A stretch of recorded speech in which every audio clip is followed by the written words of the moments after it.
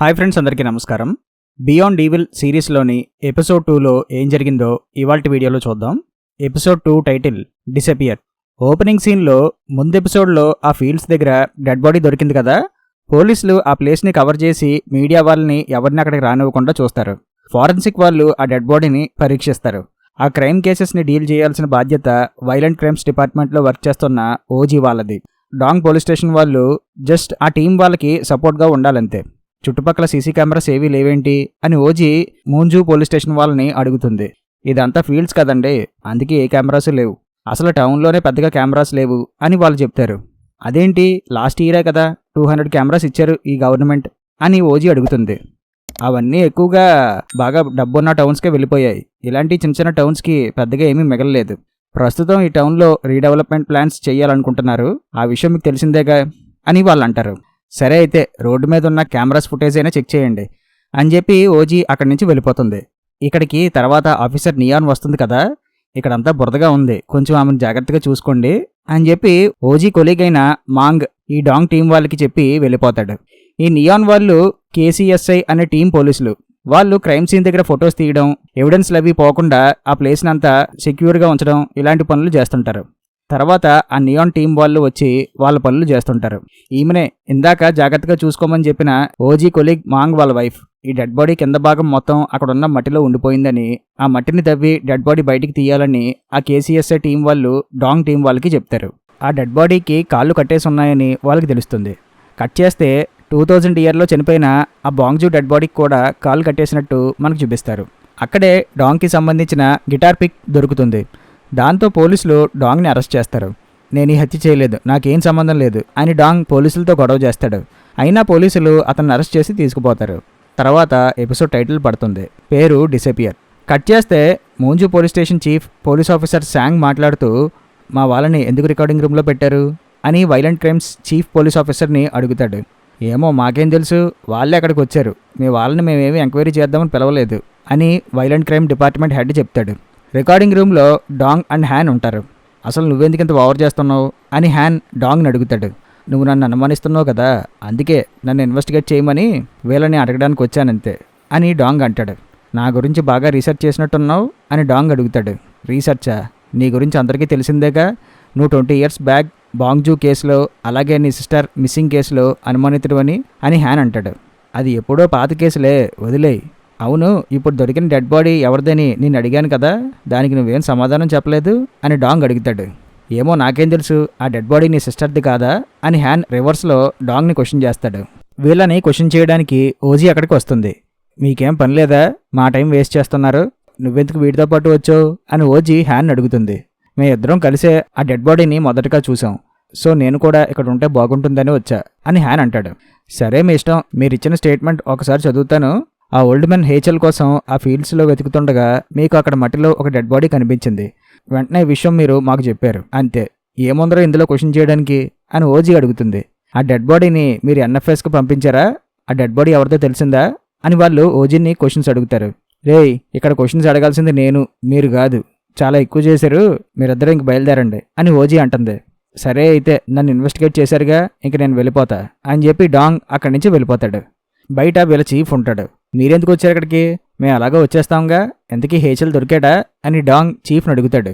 అతను దొరికాడులే, అతన్ని ఇంటికి పంపేశాం, అయినా నీకెందుకురా వాళ్ళ గురించి, నువ్వు కూడా వీడితో పాటు తిరిగి వీడి ట్రాప్లో పడ్డావా అని చీఫ్ హ్యాన్ అడుగుతాడు. ట్రాప్ ఏంటి అని హ్యాన్ అడుగుతాడు. ఈ క్రైమ్ పోలీసులు డాంగ్ని ఫర్దర్గా ఇన్వెస్టిగేట్ చేసే ఛాన్స్ ఉందని వీడికి తెలుసు, అందుకే ముందుగా వీడే వెళ్ళి వాళ్ళ చేత ఇన్వెస్టిగేట్ చేయించుకొని వచ్చాడు. రేపు ఫర్దర్గా వాళ్ళు వీడిని ఇన్వెస్టిగేట్ చేయాలంటే వారెంట్ తీసుకురావాలి, అది కష్టం కాబట్టే వీడిలా చేశాడు అని చీఫ్ చెప్తాడు. అవునా, వాళ్ళు నన్ను ఫర్దర్గా ఇన్వెస్టిగేట్ చేస్తారని మీరెందుకు అనుకుంటున్నారు అని డాంగ్ చీఫ్ని అడుగుతాడు. అదేంటి అలా అంటావు, డెడ్ బాడీ దొరికింది కదా అని చీఫ్ అంటూ ఒక నిమిషం ఆగి, సర్లే ఇప్పుడు అవన్నీ ఎందుకు, లేట్ అయింది కదా, పదండి డిన్నర్ చేద్దాం అని చీఫ్ అంటాడు. తర్వాత వీళ్ళు ఒక రెస్టారెంట్కి వెళ్ళి అక్కడ తింటుంటారు. ఆ రెస్టారెంట్ ఓనర్ అయిన ఒక లేడీ అప్పుడే అక్కడికి వచ్చి, శాంగ్ మీరు ఇక్కడికి వచ్చారేంటి, చాలా రోజులైంది మీరు ఇటు సైడ్ వచ్చి, అవును ఈ ఏరియాలో ఏదో డెడ్ బాడీ దొరికిందంట కదా, ఆ కేసు పని మీద వచ్చారా అని ఆ లేడీ అడుగుతుంది. అవునని చీఫ్ చెప్తాడు. 20 ఏళ్ల క్రితం అదే ప్లేస్లో ఒక డెడ్ బాడీ దొరికింది కదా, అప్పట్లో ఒక అమ్మాయి మిస్ అయింది కూడా, ఆ మిస్ అయిన అమ్మాయి డెడ్ బాడీ అయినా దొరికింది, ఆ అమ్మాయిని ఆమె బ్రదరే చంపేశాడంట కదా ఆ అబ్బాయి పేరేదో ఉంటదే, ఆ డాంగ్ అనుకుంటా అని ఆ లేడీ అంటుంది. అవన్నీ ఇప్పుడు ఎందుకు, అయినా ఆ అబ్బాయి ఏం చంపలేదు అని చీఫ్ చెప్తాడు. ఇదిగో మేడం గారు, సూప్ అయిపోయింది, దీన్ని కొంచెం రీఫిల్ చేస్తారా అని డాంగ్ ఆమెను అడుగుతాడు. ఏంటి సూప్ మళ్ళీ ఇవ్వాలా, ఎందుకు ఇస్తాను మళ్ళీ అని ఆ లేడీ అంటుంది. అయ్యో ఇదివరకు మీరు పాపం ఆ డాంగ్ అనే అబ్బాయిని అనవసరంగా పోలీసులు అరెస్ట్ చేశారని చెప్పి జాలిపడి ఆ అబ్బాయికి ఎక్స్ట్రాగా ఇలా రీఫిల్ చేసేవారు కదా, మర్చిపోయారా అని డాంగ్ అంటాడు. సో ఆ డాంగ్ అనే అబ్బాయి ఈ పోలీస్ ఆఫీసరే అని ఆ లేడీకి అర్థమవుతుంది. సరే సరే ఇస్తానులే అని చెప్పి ఆవిడ అంటుంది. అవును నువ్వు అలాగో తింటలేదు కదా, నీది ఎలా ఇచ్చే నేను తినేస్తా అని హ్యాన్ ఫుడ్ తీసుకుంటాడు డాంగ్. తన గురించి మిగిలిన వాళ్ళు అతను ఒక హంతకుడు అని అనుకుంటున్న డాంగ్ అసలు అలా కూల్గా ఎలా ఉంటున్నాడో హ్యాన్కి అర్థం కాదు. తర్వాత డాంగ్ తన ఇంటికి వచ్చేస్తాడు. అప్పట్లో డాంగ్ని బాంగ్జూ హత్య కేసులో తన సిస్టర్ ఇయాన్ మిస్సింగ్ కేసులో అరెస్ట్ చేసినందుకు అతని పేరెంట్స్ చాలా బాధపడతారు. ఇప్పుడు ప్రెజెంట్ వాళ్ళ అమ్మ కోమాలో ఉంటుంది. డాంగ్ అక్కడే ఉంటాడు. వాళ్ళమ్మతో మాట్లాడతాడు, కానీ ఆమె ఏం మాట్లాడలేదు. డాంగ్ వాళ్ళమ్మ హ్యాండ్స్ క్లీన్ చేస్తుంటే ఆ మయాంగ్ గ్రాసరీ షాప్ ఓనర్ జిన్ అక్కడికి వచ్చి అలా దుడిస్తే అమ్మ చేతులు నొప్పి వస్తాయి, ఇటివ్వు నేను క్లీన్ చేస్తాను అని అంటాడు. అవును లాస్ట్ నైట్ ఎవరిదో డెడ్ బాడీ దొరికిందంట అని జిన్ అంటుంటే, అవన్నీ నీకెందుకు, ఇదిగో ఈ ఫ్రూట్స్ తిను, నీకోసమే తెచ్చాను, అయినా ఈ పనులన్నీ నువ్వెందుకు చేస్తున్నావురా, నేను కదా చెయ్యాలి అని డాంగ్ అంటాడు. ఏం పర్లేదు, నేను ఇక్కడ ఎలాగో వాలంటరీ వర్క్ చేస్తాను, అందులో ఇదొక పని అనుకుంటా అని జిన్ అంటాడు. వాలంటరీ ఏం కాదు, వారంలో ఒక రోజు ఆ గ్రాసరీ షాప్ కట్టేసి మరీ ఇక్కడికి వచ్చి ఈవిడికి ఈ సేవలు చేస్తున్నావు, ఎందుకు నీకు ఇవన్నీ అని డాంగ్ అడుగుతాడు. అసలు మీ పేరెంట్సే లేకపోతే నాకు ఆ గ్రాసరీ షాపే లేదు, నా కోసం వాళ్ళు చాలా హెల్ప్ చేశారు, నేను ఈ మాత్రం చేయలేనా అని జిన్ అంటాడు. అదంతా ఇప్పుడు ఎందుకు, నీకొక కూతురుంది కదా, తన గురించి పట్టించుకో. అవును మిన్ రోజు ఇంటికి వస్తుందా అని డాంగ్ అడుగుతాడు. కట్ చేస్తే డాంగ్ మిన్కి కాల్ చేస్తాడు. కాల్ అన్అవైలబుల్ అని వస్తుంది. డాంగ్ వాయిస్ మెయిల్ చేస్తాడు. నువ్వు మళ్ళీ అసైన్మెంట్స్ అని అబద్ధాలు చెప్పి ఇంటికి రావట్లేదా, నువ్వు ఆ క్లబ్లో బార్లో తిరుగుతున్నావని తెలిసిందనుకో మీ నాన్న ఇక్కడ చాలా బాధపడతాడు, కాబట్టి నువ్వు త్వరగా ఇంటికి రా, అలాగే నువ్వు నాకు తెలియకుండా నా ఫోన్ వాడడం మాని అని వాయిస్ మెయిల్ చేస్తాడు మిన్కి. నెక్స్ట్ సీన్లో ప్రస్తుతం డెడ్ బాడీ దొరికిన చోట మొదటగా అది చూసింది డాంగ్ అని ఆ టౌన్ కౌన్సిల్ హెడ్ అయిన హేవాన్కి తెలుస్తుంది. మళ్ళీ ఆ డాంగ్ గడ్ ఎందుకు ఇన్వాల్వ్ అయ్యాడు, వాడి వల్ల ఇదంతా, ఈ టౌన్లో అసలు క్రైమే లేకుండా చేద్దాం అనుకున్న ప్రతిసారి వాడు అడ్డొస్తున్నాడు అని ఈ హేవాన్ అన్న ఆవిడ ఫ్రస్ట్రేట్ అవుతుంది. అక్కడే ఉన్న జనరల్ అఫైర్స్ చీఫ్ అయిన పార్క్ దగ్గరికి వెళ్ళి ఆ డెడ్ బాడీ ఎవరిదో నీకు తెలుసా అని అడుగుతుంది. ఈ పార్క్ మదరే ఈ లేడీ. నాకెలా తెలుస్తుందమ్మా, క్రైమ్ డిపార్ట్మెంట్ వాళ్ళని అడుగు, ఎలాగో ఈ కేసుని వాళ్ళు సీరియస్గానే తీసుకుంటారు, ఫింగర్స్ లేవు కాబట్టి డెడ్ బాడీ ఎవరిదన్నా తెలియడానికి టైం పడుతుంది అని పార్క్ అంటాడు. ఏంటి డెడ్ బాడీకి ఫింగర్స్ లేవా అని ఆవిడ అడుగుతుంది. ఫింగర్స్ ఉంటే ఏంటి లేకపోతే ఏంటి, ఆ డెడ్ బాడీ ఇప్పుడు స్కెల్టనే కదా అని పార్క్ అంటాడు. అంటే కొంపతీసి ఆ డెడ్ బాడీ 20 years బ్యాక్ దా అని హెవాన్ అడుగుతుంది. 20 years బ్యాకా, అంటే ఆ డెడ్ బాడీ యంగ్ అనుకుంటున్నావా అని పార్క్ అడుగుతాడు. కట్ చేస్తే ఆ dead body minimum 8 months old అని తెలుస్తుంది. సో ఆమెను చంపి 8 months అయ్యి ఉండొచ్చు అని ఓజీ కొలీగ్ అంటుంది. ఎన్ఎఫ్ఎస్ వాళ్ళు ఇంకా మనకి రిపోర్ట్ ఇవ్వలేదు కదా, నీకెలా తెలుసు అని ఓజీ తన కొలీగ్ని అడుగుతుంది. నాకు షూస్ అంటే చాలా ఇష్టం అని నీకు తెలుసు కదా, ఆ డెడ్ బాడీ కాలుకున్న షూస్ మోడల్ని బట్టి అది ఇయర్లో రిలీజ్ అయిందని తెలుస్తుంది. అండ్ రిలీజ్ అయిన కొద్ది రోజులకే ఆ షూస్ మార్కెట్లో రావడం ఆగిపోయాయి. ఆ షూస్ ఇన్సోల్ పై ఉన్న ఫుట్ ప్రింట్స్ ఆ డెడ్ బాడీ పాదాల సైజుతో మ్యాచ్ అవుతున్నాయి అని ఆ కొలీగ్ చెప్తుంది. అవును ఈ షూస్ ఎందుకంత క్లీన్గా కనిపిస్తున్నాయి, వాటిని డెడ్ బాడీతో పాటు కప్పెట్టేశాడు కదా, మరి ఆ షూస్ పాడైపోవాలి కదా అని ఓజీ అడుగుతుంది. నీకు తెలీదా, ఆ డెడ్ బాడీస్ కాళ్ళని ఒక కవర్తో చుట్టి వ్రాప్ చేశాడు హంతకుడు. ఆ ప్లాస్టిక్ బ్యాగ్లో ఎటువంటి షూస్ మట్టి లేదు. అంటే హంతకుడు ఆ షూస్ని నీట్గా క్లీన్ చేసి అవి మళ్ళీ ఆ డెడ్ బాడీ కాలికి తొడిగి అప్పుడు ప్లాస్టిక్ కవర్తో డెడ్ బాడీ కాళ్ళని వ్రాప్ చేశాడనమాట. ఆ కవర్ చుట్టాక చూడు, దాని చుట్టూ మళ్ళీ గిఫ్ట్ రిబ్బన్ చుట్టాడు. అంటే హంతకుడు ఆమె డెడ్ బాడీని ఎవరికో గిఫ్ట్ ఇద్దాం అనుకున్నాడనమాట అని ఆ కొలీగ్ అంటుంది. ఎవరు చేశారో ఏమో కానీ వాడు ఖచ్చితంగా సైకో అయ్యే ఉంటాడు అని ఆమె అంటుంది. కట్ చేస్తే డాంగ్ అండ్ హ్యాన్ పెట్రోలింగ్ చేస్తుంటారు. వర్షం పడుతుంటుంది. అప్పుడే రోడ్డుపైన ఒక వ్యక్తి కూర్చొని ఉంటే డాంగ్ అతని దగ్గరికి వెళ్ళి, ఎవరమ్మా నువ్వు, ఎంత వర్షంలో రోడ్డుపైన కూర్చున్నావేంటి అని అతన్ని అడుగుతాడు. ఏయ్ పైకి లేగు అని చెప్పి హ్యాన్ అతన్ని పట్టుకుంటే, నన్నెవరూ పట్టుకోవద్దు అని ఆ వ్యక్తి భయపడుతూ అరుస్తాడు. నీ షూస్ చూడు ఎలా అయిపోయాయో, ఇదిగో నా షూస్ ఇస్తున్నా వేసుకో అని డాంగ్ అతనికి షూస్ తొడుగుతాడు. సరే ఎక్కడి నుంచి వస్తున్నావు అని డాంగ్ అతన్ని అడుగుతాడు. నా పేరు షింగ్, నేను మునాక్ నుంచి వస్తున్నా అని ఆ కుర్రాడు చెప్తాడు. ఆ కుర్రాడు మైండ్ అంత మెచ్యూర్ కాదు, అందుకే కొంచెం చిన్నపిల్లాడిలాగా బిహేవ్ చేస్తున్నాడు. పద పోలీస్ కారులో కూర్చుంది కానీ అని హ్యాన్ అంటే, అమ్మో పోలీస్ కారా, నేను అస్సలు రాను అని అతను గొడవ చేస్తాడు. అప్పుడు డాంగ్ అతని మెడలో ఫోన్ చూసి, నీ దగ్గర ఫోన్ ఉంది కదా, మీ మదర్కి కాల్ చేయి అని డాంగ్ అంటాడు. హ్యాన్ ఆ ఫోన్ తీసుకొని కాల్ చేస్తాడు. ఆవిడ కాల్ లిఫ్ట్ చేయదు. నేను షాప్కి వెళ్ళి రెయిన్ కోట్ అది తీసుకుంటా అని హ్యాన్ చెప్తాడు. ఈలోపుగా డాంగ్ ఆ వ్యక్తికి గొడుగు పట్టి తను షూస్ లేకుండా అలా రైన్లో నుంచుంటాడు. రెయిన్ కోట్ కొనుక్కొని తీసుకువస్తున్న హ్యాన్ డాంగ్ని అలా చూసి ఆలోచనలో పడతాడు, వీడసలు మంచోడా లేదా చెడ్డోడా అని. నెక్స్ట్ సీన్లో ఆ రోజు నైట్ వీళ్ళందరూ జే రెస్టారెంట్ దగ్గర డిన్నర్ చేస్తుంటారు. ఆ డెడ్ బాడీ ఎవరిదో ఇంకా తెలియదు, ఇయాంగ్ది అయితే కాదు అని ఓజీ డాంగ్ వాళ్ళకి చెప్తుంది. 20 years బ్యాక్ ఈ టౌన్లో హత్య చేసిన వాడు మళ్ళీ తిరిగి వచ్చాడంటారా అని జే వాళ్ళని అడుగుతుంది. అలా ఎందుకు అనుకోవాలి, ఎవరో ఆ హంతకుడి మర్డర్ స్టైల్ని కాపీ కొడుతున్నాడు అనుకోవచ్చుగా అని జీహూన్ అంటాడు. లేదు, పోలీసులు మీడియా వాళ్ళకి ఆ బాంగ్జూ డెడ్ బాడీకి సంబంధించిన కొన్ని డీటెయిల్స్ చెప్పలేదు. సో ఎవరైనా ఆ హత్యని కాపీ కొట్టాలంటే ఈ డెడ్ బాడీని చంపిన విధానం కొంచెం డిఫరెంట్గా ఉండాలి. కానీ అలా లేదు. 20 years బ్యాక్ బాంగ్జూని ఎలా చంపారో ఈ డెడ్ బాడీని కూడా హంతకుడు అలాగే చంపాడు అని ఓజీ అంటుంది. అంటే వాడు 20 years తర్వాత మళ్ళీ ఈ హత్యలు స్టార్ట్ చేశాడంటావా అని జీహూన్ అడుగుతాడు. అలా ఎందుకు అనుకోవాలి, ఆమె ఫస్ట్ విక్టిమ్ కాకపోయి ఉండొచ్చు కదా అని పార్క్ అంటాడు. అంటే హంతకుడు ఇంకా చాలామందిని చంపాడంటావా, మరి డెడ్ బాడీస్ ఏమయ్యాయి అని జీహూన్ అడుగుతాడు. మేబీ వాటిని కూడా ఎక్కడైనా దాచాడేమో అని జే అంటుంది. మిస్ అయిన వాళ్ళందరినీ వాడే చంపుంటాడేమో అని జీహూన్ అంటాడు. దానికి జే బాధపడుతుంది. ఎందుకు ఈ ఊహాగానాలు, చూద్దాం ఇంకా ఏం జరగబోతుందో అని ఓజీ అంటుంది. ఫస్ట్ ఆ దొరికిన డెడ్ బాడీ ఎవరిదో తెలియాలి, ఆ తర్వాతే మనం ఏదైనా చెప్పగలం అని డాంగ్ అంటాడు. నెక్స్ట్ సీన్లో హ్యాన్ వాళ్ళ ఫాదర్ కీవాన్ హ్యాన్తో మాట్లాడుతూ ఆ డెడ్ బాడీ అక్కడ ఉందని నీకు తెలుసు కదా, అందుకే కదా నువ్వు అక్కడికి వెళ్ళావు అని హ్యాన్ అడుగుతాడు. కాదు, ఇదంతా కోయిన్సిడెన్స్ అని హ్యాన్ అంటాడు. కోయిన్సిడెన్సా, అది నేను నమ్మాలా అని కీవాన్ అంటాడు. అంటే ఏంటి, ఇప్పుడు నేనే ఆ లేడీని చంపేసి అక్కడ పాతిపెట్టాను అనుకుంటున్నారా అని హ్యాన్ అడుగుతాడు. దానికి కివాన్ ఏం మాట్లాడ్డు. నేను డాంగ్ గురించి తెలుసుకుందామని ఆవిడని ఎరగా వాడాను, ఆ విషయం నా సుపీరియర్స్కి చెప్పలేదు. అయితే కొద్ది రోజులకి ఆ లేడీ ఎవరికీ కనిపించకుండా పోయింది. తర్వాత అలా డెడ్ బాడీగా దొరికింది. ఇప్పుడు ఆ లేడీ వల్ల నేను ఇరుక్కున్నాను అని హ్యాన్ అంటాడు. ఏం పర్లేదులే, ఆ డెడ్ బాడీ ఎవరిదన్నది ఫారెన్సిక్ వాళ్ళకి తెలియదు. సో అది ఒక కాపీ కట్ క్రైమ్ అనుకొని పక్కన పెట్టేస్తారు. ఒకవేళ వాళ్ళు పెట్టకపోయినా నేను పెట్టించేస్తాను, దాంతో ఆ కేసు క్లోజ్ అయిపోద్ది. సో కేసు క్లోజ్ అయిపోతే ఆ లేడీ ఎవరో ఎవరికీ తెలియదు. ఆమె చనిపోక ముందు నిన్ను మీట్ అయిందని ఎవరికీ తెలియదు. నువ్వు కామ్గా నోరు మూసుకొని ఉండు, మిగిలింది నేను చూసుకుంటా, లేదంటే నీ వల్ల నా కెరీర్ ఎండ్ అయ్యేలా ఉంది అని కివాన్ హ్యాన్కి వార్నింగ్ ఇస్తాడు. నెక్స్ట్ సీన్లో హ్యాన్ ఆ జనరల్ అఫైర్స్ చీఫ్ పార్క్ దగ్గరికి వెళ్ళి డాంగ్ సిస్టర్ ఇయాంగ్ కేస్ ఫైల్ గురించి అడుగుతాడు. ఆ టైంలో పార్క్ ఏదో డీర్ డ్రాయింగ్ వేసుకుంటూ ఉంటాడు. నీకెందుకు ఆ కేస్ ఫైల్ అని పార్క్ హ్యాన్ అడుగుతాడు. ఏంటి ఇప్పుడు నీకు ఎక్స్ప్లెనేషన్స్ ఇవ్వాలా, ఫైల్ ఎక్కడుందో చెప్పు అని హ్యాన్ అడుగుతాడు. పార్క్ తను వేస్తున్న డీర్ డ్రాయింగ్ చూపించి ఎలా ఉంది ఈ డ్రాయింగ్ అని అడుగుతాడు. ఏంటి ఎటకారమా, నా టైం వేస్ట్ చేయకు, కేస్ ఫైల్ ఎక్కడుందో చెప్పు అని హ్యాన్ అడుగుతాడు. పార్క్ ఆ కేస్ ఫైల్ ఎక్కడుందో చెప్తాడు. హ్యాన్ వెళ్ళి ఆ కేస్ ఫైల్ని చూస్తే అందులో ఒక పేజ్ తప్ప ఇంకెలాంటి రిపోర్ట్స్ ఉండవు. తర్వాత బాంగ్జూ కేస్ ఫైల్స్ని కూడా చూస్తాడు, అది ఖాళీగానే ఉంటుంది. ఏంటిది, ఫ్రంట్ పేజ్ తప్ప వీటిలో ఎలాంటి రిపోర్ట్స్ లేవు అని హ్యాన్ పార్క్ని అడుగుతాడు. ఏంటి లేదా అని పార్క్ అవి చూసి బహుశా ఎక్కడైనా మిస్ అయిందేమో, స్టేషన్లో ఫైల్స్ని చాలాసార్లు మార్చాల్సి వచ్చింది, ఒకసారి అయితే ఇక్కడ ఫైర్ యాక్సిడెంట్ కూడా జరిగింది, మేబీ ఆ టైంలో మిస్ అయ్యి ఉండొచ్చేమో అని పార్క్ అంటాడు. అదేంటి అంత కేర్లెస్గా అంటున్నావు, మిస్ అయితే మొత్తం మిస్ అవ్వాలి కానీ 2 కేస్ ఫైల్స్లో ఫ్రంట్ పేజ్ మాత్రమే ఉండి మిగిలిన పేజీలు మిస్ అవ్వడం ఏంటి అని హ్యాన్ అడుగుతాడు.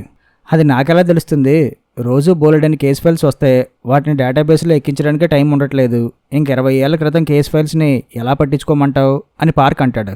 అవునవును, చూస్తున్నా కదా ఎంత బిజీగా ఉన్నావో, అయినా అన్ని కేసులు వేరు, ఈ కేసు వేరు, ఎందుకంటే ఈ కేసులో డాంగ్ ఉన్నాడు అండ్ అతని సిస్టర్ మిస్ అయింది అని హ్యాన్ అంటాడు. అవును కదా, ఈ విషయం డాంగ్కి ఎలా చెప్పాలో నాకు అర్థం కావట్లేదు అని పార్క్ అంటాడు. పార్క్ తెలివిగా మాట్లాడి తప్పించుకుంటున్నాడని హ్యాన్కి అర్థమయ్యి బయటికి వచ్చేస్తాడు. 20 years బ్యాక్ బాంగ్జూ హత్య కేసుని, ఇయాంగ్ మిస్సింగ్ కేసుని హ్యాండిల్ చేసింది ఇప్పుడు చీఫ్ శాంగ్ అని హ్యాన్కి తెలుస్తుంది. అప్పుడే తనకి చీఫ్ కాల్ చేసి జనరల్ అఫైర్స్ దగ్గర నీకేంటి పని, స్టేషన్కి రా ముందు అని పిలుస్తాడు. హ్యాన్ స్టేషన్కి వెళ్తాడు. నేను ఇక్కడ ఉన్నానని పార్క్ చెప్పాడా అని హ్యాన్ అడుగుతాడు. అలా అని నువ్వెందుకు అనుకుంటున్నావు, నీకు డాంగ్ ఈపాటికే ఒక విషయం చెప్పుండాలే, నువ్వు ఈ టౌన్లో ఉంటుండగా నిన్ను ఎవరో ఒకరు అబ్జర్వ్ చేస్తూనే ఉంటారని చెప్పలేదా అని చీఫ్ అడుగుతాడు.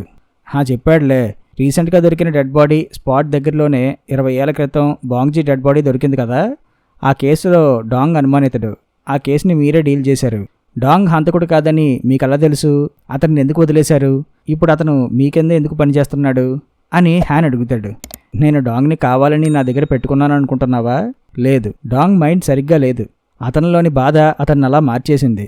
నువ్వు గమనిస్తే ఎవడో ముసలాడు తప్పిపోతే ప్రతిసారి వీడే వెళ్ళి తీసుకువస్తాడు. నిన్న ఆ కుర్రాడు ఎవడో వర్షంలో ఉంటే వాడి గొడుగు పట్టి వీడి షూస్ లేకుండా కొన్ని గంటల పాటు వర్షంలో ఉన్నాడు. ఇవన్నీ ఎందుకు చేస్తున్నాడు అనుకున్నావు? డ్యూటీ మీద శ్రద్ధ అనుకుంటున్నావా?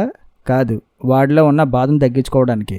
తన సిస్టర్ ఇయాంగ్ మిస్ అయిన కొద్ది రోజులకే అతని తండ్రి ఆమె మీద బెంగతో చనిపోయాడు. అతను అలా చనిపోవడంతో వాళ్ళమ్మ కోమాలోకి వెళ్ళిపోయింది. తన పేరెంట్స్కి ఇలా జరిగినప్పుడు డాంగ్ ఇక్కడ లేడు. ఈ టౌన్లో ఉన్న వాళ్ళంతా అతన్ని హంతకుడుగానే చూస్తారు. దీని అంతటికీ కారణం నేనే. డాంగ్ని ఆ కేసులో అనుమానించడం వల్లే అతని ఫ్యామిలీకి అలా జరిగింది. ఇప్పుడు అర్థమైందా నేను అతన్ని ఎందుకు వెనకేసుకొస్తానో అని చీఫ్ అంటాడు. నెక్స్ట్ సీన్లో డాంగ్ ఆర్ఐఓ ఆఫీస్ దగ్గరికి వెళ్ళి ఒక వ్యక్తిని కలుస్తాడు. ఏమైంది, ఈ కేసులో ఏమైనా కొత్త విషయాలు తెలిసాయా అని డాంగ్ అతన్ని అడుగుతాడు. ఇంకా ఏమీ తెలియలేదు, కానీ ఆ ఫారెన్ అఫైర్స్ డివిజన్ మాత్రం సీక్రెట్గా ఏదో ప్లాన్ చేస్తున్నారు. ఆ ప్లాన్లో భాగంగానే ఆ హ్యాన్ మీ స్టేషన్కి ట్రాన్స్ఫర్ అయ్యాడు అని అతను అంటాడు. అసలు వాళ్ళు ఏం ప్లాన్ చేస్తున్నారు అని డాంగ్ అడుగుతాడు. ఇల్లీగల్ ఇమిగ్రెంట్స్ గురించి స్టడీ చేస్తున్నారు అని అతను చెప్తాడు. ఇల్లీగల్ ఇమిగ్రెంట్స్కి ఈ క్రైమ్ కేసెస్కి ఏంటి సంబంధం అని డాంగ్ అడుగుతాడు. ఏమో మరి, ఆ ఫారెన్ అఫైర్స్ డివిజన్తో పాటు ఉమెన్ అండ్ జువెనైల్ అఫైర్స్ వాళ్ళు, ఆర్ఐయు వాళ్ళు ముగ్గురు కలిసి ఏదో వర్క్ చేస్తున్నారు అని అతను చెప్తాడు. ఉమెన్ అండ్ జువెనైల్ అఫైర్స్ వాళ్ళు కూడా ఇంక్లూడ్ అయ్యారంటే చనిపోయిన విక్టిమ్స్ లేడీ అని వాళ్ళకి తెలుసు. అలాగే ఆర్ఐయు ఇంక్లూడ్ అయ్యిందంటే ఇంకా ఇలాంటి హత్యలు చాలా జరిగి ఉండాలి అని డాంగ్ అంటాడు.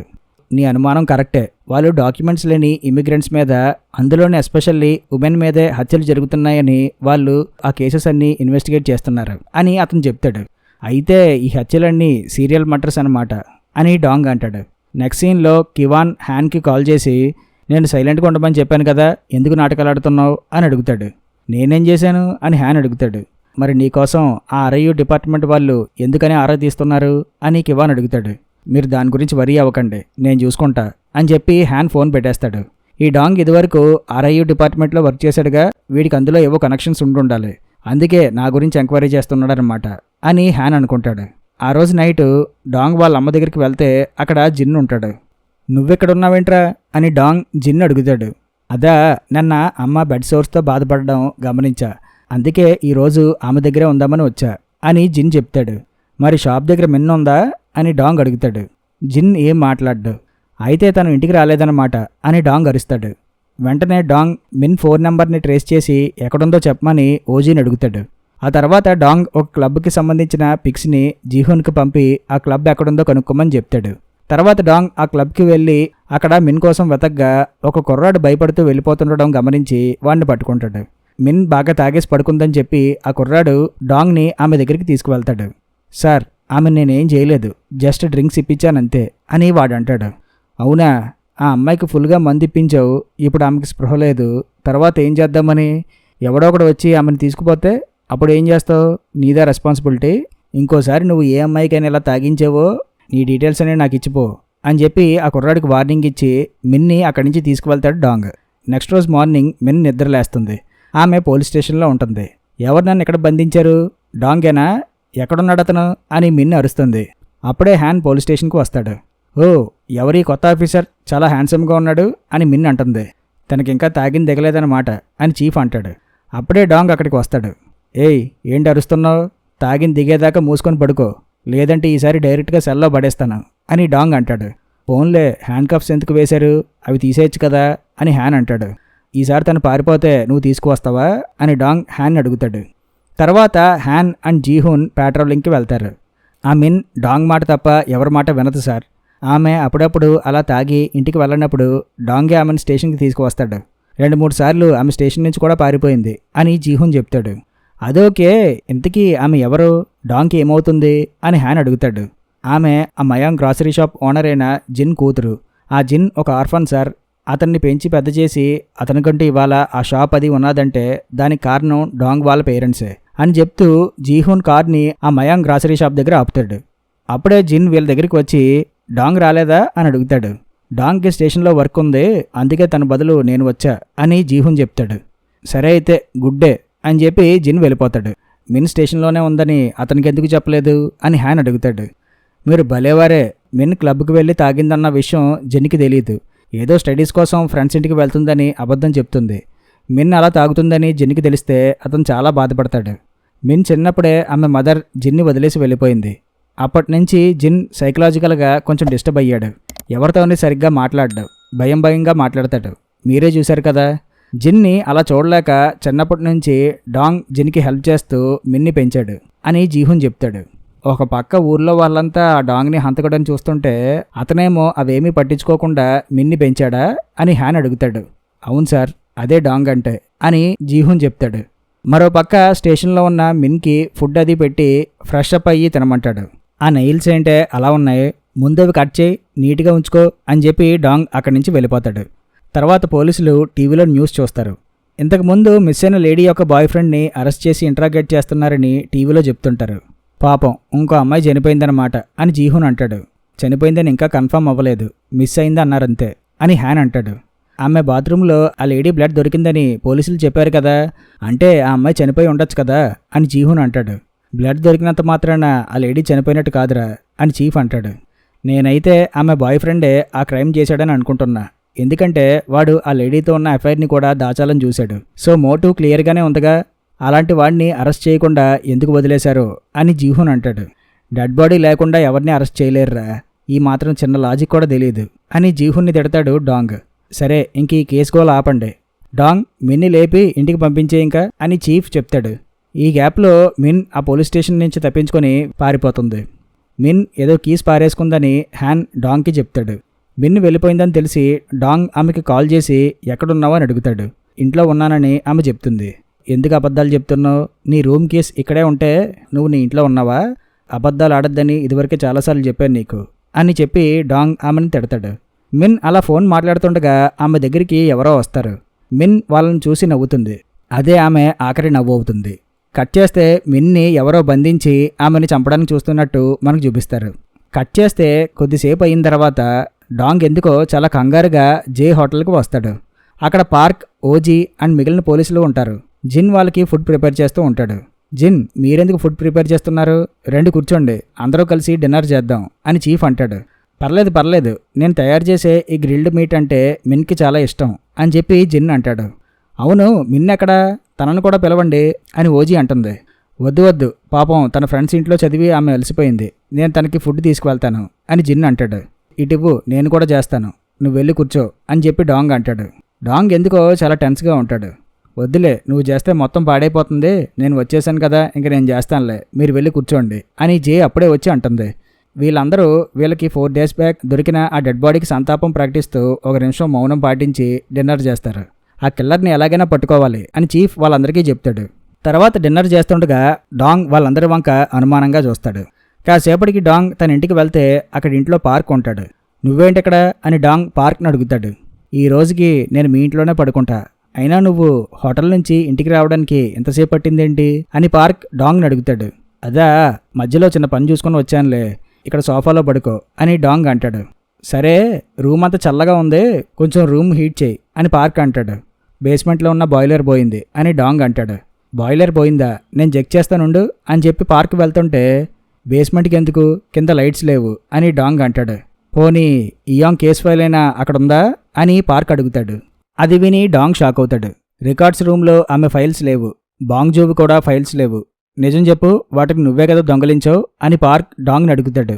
నేనెందుకు తీస్తా వాటిని, నాకేం అవసరం అని డాంగ్ అంటాడు. నాటకాలు ఆడుకు డాంగ్, నీ గురించి నాకు తెలుసు అని పార్క్ అంటాడు. తీయలేదని చెప్తున్నా కదా, ఆ గోడకు పెట్టిన పేపర్స్ చూడు, అవి మా అమ్మ గురించి కాకపోయి ఉంటే ఆ పేపర్స్ ఎప్పుడో చింపేసేవాడిని, వాటిని చూస్తేనే పిచ్చెక్కుతుంది నాకు, ఇంకా వాళ్ళ ఫైల్స్ తీసుకొని నేనేం చేసుకుంటా అని డాంగ్ అంటాడు. సరే అయితే నేను ఇంటికి వెళ్తా అని చెప్పి పార్క్ వెళ్ళిపోతూ, అయినా ఆ ఫైల్స్ అక్కడ లేవని నాకు చెప్పింది ఆఫీసర్ హ్యానే అని పార్క్ డాంగ్కి చెప్తాడు. పార్క్ వెళ్ళిపోయాక డాంగ్ తన ఇంటి కింద బేస్మెంట్ రూమ్కి వెళ్తాడు. అక్కడ ఇయాంగ్ అండ్ బాంగ్జూ కేస్ ఫైల్స్ ఉంటాయి. సో వాటిని తీసింది డాంగేనమాట. నెక్స్ట్ రోజు ఎర్లీ మార్నింగ్ డాంగ్ వాకింగ్ అని చెప్పి తన ఇంటి బయటకు వస్తే అక్కడ హ్యాన్ ఉంటాడు. నువ్వేంటి నా ఇంటి దగ్గర ఉన్నావు అని డాంగ్ హ్యాన్ని అడుగుతాడు.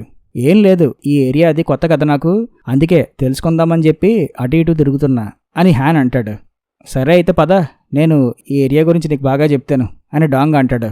ఎందుకు, అవసరం లేదులే, నీకు ఇబ్బంది, నేను చూసుకుంటానులే అని హ్యాన్ అంటాడు. కారులో తిరిగితే ఏమీ తెలియదు, పద నడుచుకుంటూ వెళ్దాం, హెల్త్కి కూడా మంచిది అని చెప్పి డాంగ్ అంటాడు. డాంగ్ అలా ఆ ఏరియాకి సంబంధించిన కొన్ని ప్లేసుల గురించి హ్యాన్కి చెప్తుంటాడు. అవును, ఈ ఏరియాలో ఇల్లు ఏమైనా అద్దెకి దొరుకుతుందా అని హ్యాన్ అడుగుతాడు. నువ్వు ఈ ఏరియాకి వస్తావా ఏంటి? అయినా నువ్వు ఎలాగో మళ్ళీ నీ పాత స్టేషన్కి వెళ్ళిపోతావులే, ఇల్లు వెతకడం అది అంత అవసరం లేదనుకుంటా అని డాంగ్ అంటాడు. అది డిసైడ్ చేయాల్సింది నేను కదా, ఈ ఏరియాలో ఎస్పెషల్లీ ఈ వీధిలోనే నాకు ఇల్లు అద్దెకు కావాలి అని హ్యాన్ అంటాడు. నువ్వు చాలా ఇంట్రెస్టింగ్ క్యాండిడేట్వి, అనవసరంగా నన్ను అనుమానిస్తున్నావు, మళ్ళీ నువ్వు అనుమానించినోడ్నే ఇల్లు కావాలని అడుగుతున్నావు చూడు, అది హైలైట్ అని డాంగ్ అంటాడు. నా గురించి కూడా నువ్వు ఏదో ఒకటి ఎంక్వైరీ చేసే ఉంటావుగా అని హ్యాన్ అడుగుతాడు. అలా మాట్లాడుకుంటూ వీళ్ళు మయాంగ్ గ్రాసరీ షాప్ దగ్గరికి వస్తారు.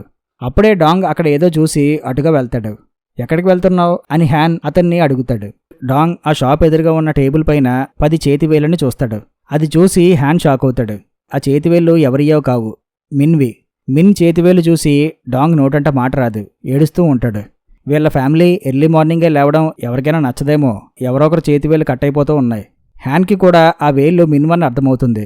డాంగ్ ఆ వేళ్లను చూసి ఏడుస్తూ ఉంటాడు. హ్యాన్కి ఏం మాట్లాడాలో అర్థం కాదు. కట్ చేస్తే ఇక్కడ హైలైట్ ట్విస్ట్ ఏంటంటే, ముందు రోజు రాత్రి ఒకడు ఆ మయాంగ్ గ్రాసరీ స్టోర్ దగ్గరికి వచ్చి అక్కడున్న టేబుల్ పైన ఆ మిన్కి సంబంధించిన కట్ చేసిన చేతివేలని అక్కడ పెడతాడు. ఆ ఒక్కడు ఎవరో కాదు, డాంగే. అక్కడితో ఈ ఎపిసోడ్ ఎండ్ అవుతుంది. సో ఈ ట్విస్ట్తో నిజంగానే డాంగ్ హంతకుడా ఏమో, నెక్స్ట్ ఎపిసోడ్లో చూద్దాం.